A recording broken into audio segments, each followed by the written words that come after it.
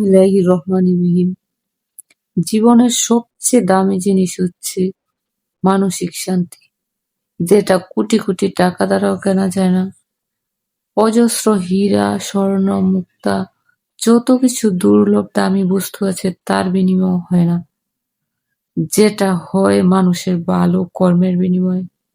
আপনি যেমন কর্ম করবেন, আপনার ভিতরের শান্তিটা সেই পরিমাণে প্রবাহিত হবে। আপনার ভালো কর্মটাই আপনার মানসিক শান্তির মূল কারণ।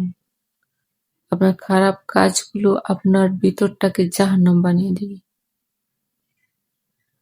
আসলে আমরা অনেকেই আছি সমাজের মধ্যে যারা টাকার পিছে দৌড়াই, দামি বস্তুর পিছে দৌড়াই।